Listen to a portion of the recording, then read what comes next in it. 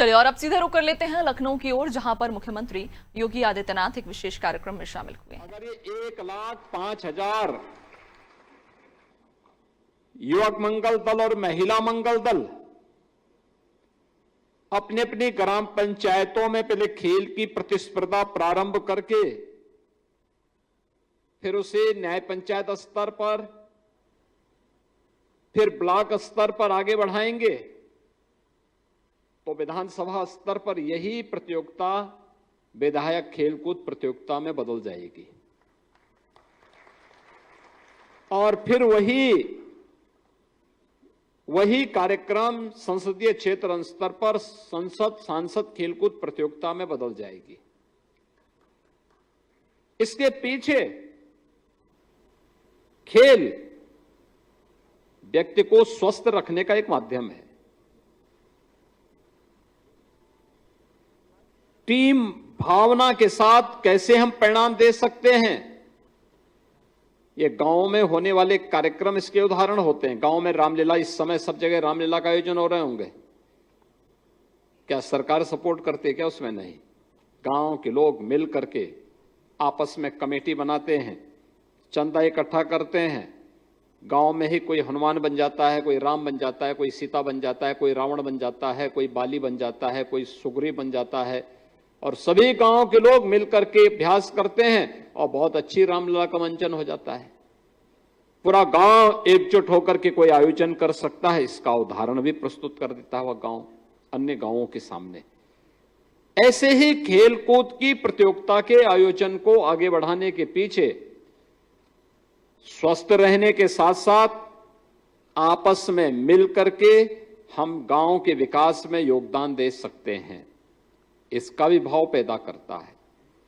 एक स्वस्थ प्रतिस्पर्धा, जीवन में अगर स्वस्थ प्रतिस्पर्धा नहीं तो व्यक्ति या समाज कभी विकास नहीं कर सकता।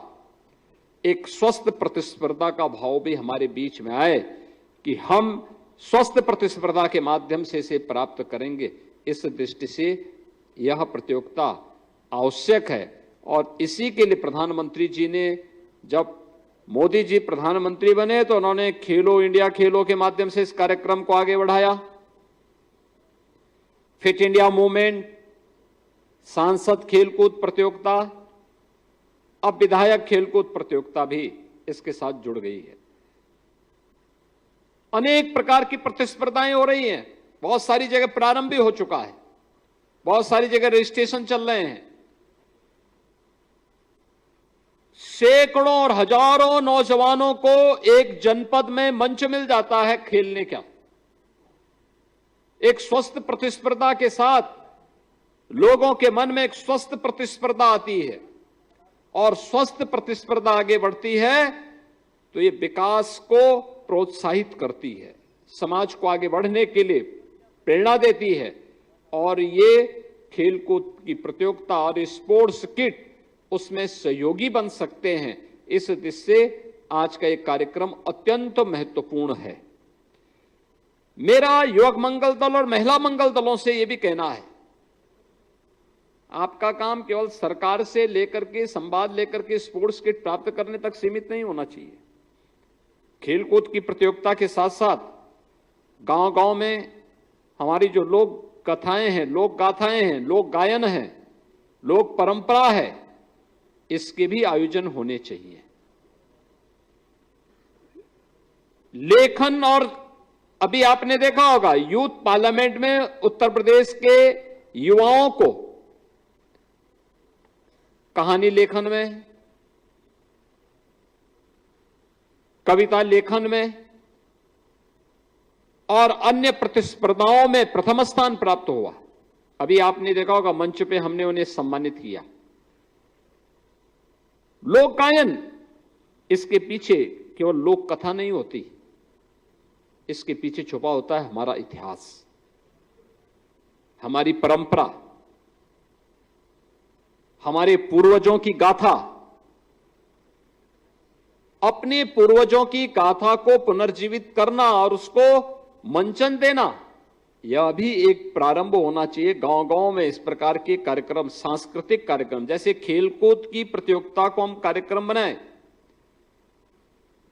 तो इसमें स्वस्थ रहने का भी अभ्यास है और साथ साथ मनोरंजन भी है। अब गांव में ही अगर आपने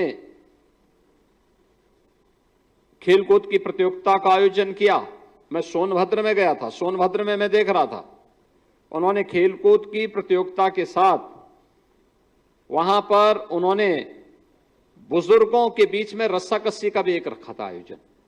आप अनुमान करिए कितना मनोरंजक था और सभी लोगों ने खुशी खुशी उसमें भाग ले रहे थे।